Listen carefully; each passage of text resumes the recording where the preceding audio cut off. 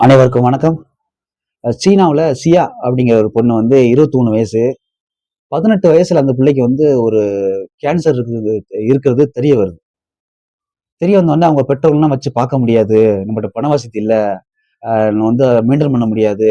அப்படின்னு சொல்லிட்டு அந்த பொண்ண வீட்ட விட்டு தொரத்தி விட்டுறாங்க. அனுப்பிச்சு விட்டுறாங்க. "நீ வெளில போய் இருந்துக்க. நீ நீ உன்னைய பார்த்துக்க." அப்படிங்கிற மாரி அனுப்பிச்சு விட்டுறாங்க. இது சங்கட்டமா இருந்தாலும், அவங்க என்ன யோசிச்சாங்கன்னு தெரியல. இந்த மாரி நம்மளால வந்து குழந்தைய பார்த்துக்க முடியாது. 18 வயசு இளம் பெண்ண. பார்த்துக்க முடியாது. நீ வெளில போய் தனியா தங்கிக்க. நீ உன்னை பார்த்துக்க அப்படிங்கிற மனநிலைமையில அந்த பொண்ண வெளில அனுப்பிச்சிடுறாங்க. ஒரு பொண்ணு 18 வயசு பொண்ணு வெளில போச்சு என்ன என்ன நடக்கும்? என்ன எப்படி சர்வே பண்ணும்? கேன்சர் வந்த பொண்ணுக்கு என்ன நடக்கும்? அப்படிங்கிறது வந்து நமக்கு யோசிச்சு பார்க்க முடியாத விஷயம். இதெல்லாம் தாண்டி அந்த பொண்ணு வேலைக்கு போயி, அந்த பொண்ணே சம்பாரிச்சு, அந்த பொண்ணே கேன்சருக்கான மருந்துகள வாங்கி, இது இந்த உலகத்துல சர்வே பண்றதுங்கிறது பெரிய விஷயம். அப்படித்தான் அந்த பொண்ணு வாழ்ந்துட்டு இருக்கு இதுவரைக்கும். உழைச்ச காசுல அந்த பொண்ணே மருத்துவமனையில பார்த்துட்டு இருக்கு. இதுல இந்தியாவுல பாராட்டலாம். இந்தியாவுல குழந்தைங்க எவ்வளவு ஊனமா பிறந்தாலும் 99.9% பெற்றோர்கள் யாருமே குழந்தைகள கைவிடுறதில்ல. அது எவ்வளவு பெரிய ஊனமான குழந்தையா இருந்தாலும் சரி, மனவளர்ச்சி இல்லாத குழந்தையா சரி, எவ்வளவு கஷ்டப்பட்டாலும் கடைசி வரைக்கும் அம்மா, அப்பா உயிர் இருக்க வரைக்கும் குழந்தைங்கள வந்து எந்த பெற்றோரும் கைவிடுறது கிடையாது. இது இந்தியாவ பொறுத்தவரையில பெரிய பாராட்டக்கூடிய ஒரு விஷயம் தான். யாரையுமே பையனாலும் சரி, பொண்ணாலும் சரி, "நீ வெளிய போ. உனக்கு இந்த மாரி பிரச்சனை இருக்கு. நீ உன்னை சர்வே பண்ணிக்க." அப்படின்னு சொல்லி யாரையுமே 90% விடுறதில்ல. ஆ நார்மலான இந்தியாவ பொறுத்தளவுல இந்தியா ஃபாரினோட கல்ச்சருக்கும், இந்தியா கல்ச்சருக்கும் உள்ள ஒரு பெரிய வித்தியாசமே தான். கஷ்டமா நஷ்டமா குழந்தை வந்துருச்சு, முடிஞ்ச அளவுக்கு மருத்துவம் பார்ப்போம். முடியல வீட்லயே வச்சு பார்த்துக்குவோம்.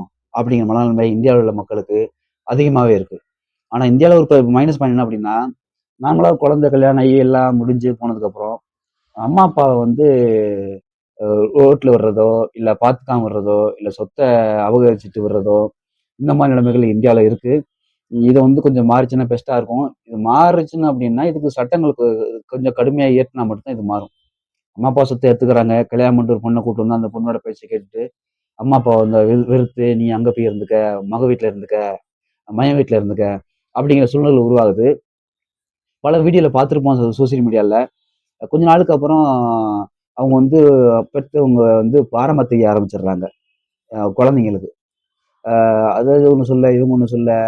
அதாவது எல்லா ஒரு சொசைட்டில இந்த இந்த உலகத்துல ஒரு சொசைட்டிய பொறுத்தளவுல, வர வர கல்யாணம் பண்ணிட்டு வர பொண்ணுங்கனால பசங்க கெட்டு போறாங்களா? இல்ல பசங்கனால பொண்ணு கெட்டு போறாங்களான்னு தெரியல. ஆனா இது அதிகமா இருக்கு. பல வீடியோல பார்த்திருப்போம் நம்ம. ரோட்ல உட்காந்துருக்கவங்க கேட்டா, "எனக்கு அம்மா பையன் இருக்கான். என்னைய பார்த்துக்கிறது இல்ல, கவனிச்சுக்கிறது இல்ல." அப்படி சொல்றாங்க. இதே நிலைமை தான் நாளைக்கு உங்களுக்கு வரும். நீங்க அம்மா, அப்பா ஒழுங்கா பார்த்துக்கல அப்படின்னா, நாளைக்கு உங்களுக்கு கல்யாணம் பண்ணி உங்களுக்கு குழந்தை பிறக்கும். அந்த குழந்தை உங்களுக்கு அதான் பண்ண நீங்க எவ்வளவு கோடீஸ்வரனா இருந்தாலும் சரி. இதுக்கான தண்டனைகள் பின்னாடி வந்துட்டே தான் இருக்குங்கிறது, பாதி பேத்துக்கு புரியுதில்ல. இப்ப கை, கால் நல்லா இருக்கு. எந்த நோயும் இல்ல. அதனால நமக்கு நல்லா தெரியுது. கொஞ்சம் வருஷத்துக்கு அப்புறம், வருஷமாக வருஷமாக வயசு கம்மியாகாது. ஜாஸ்தியாகும். முதிர்மை அடையும்.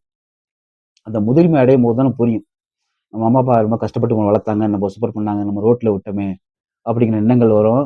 இத மட்டும் இந்தியால மாத்தணும் அப்படின்னா, பெஸ்ட்டா இருக்கும். மத்தபடி குழந்தைங்கள பார்த்துக்கிறது, ஏதாவது பிரச்சனையா குழந்தை பொறந்தா அத கைவிடாம பார்த்துக்கிறதெல்லாம் பாராட்டக்கூடிய விஷயம் தான். சீனால இந்த பொண்ணு, சியாங்கிற பொண்ணு வந்து 18 வயசுலயே வெளில போனதுனால எவ்வளவு ஸ்ட்ரகுல ஃபேஸ் பண்ணியிருக்கும். அதே வேலைக்கு போயி, அதே சம்பாரிச்சு, அதே மருத்துவ செலவுல பார்க்கணும் அப்படின்னா, ஒரு சின்ன விஷயம் இல்ல அதெல்லாம். பெரிய பாராட்டக்கூடிய விஷயம் தான். இது மாரி இந்தியாவுல வந்து நடக்கிறதுக்கு வாய்ப்பு ரொம்ப கம்மி. நடக்கவும் செய்யாது. Okay friends. அடுத்த ஒரு வயலான வீடியோல சந்திப்போம். நன்றி. வணக்கம்.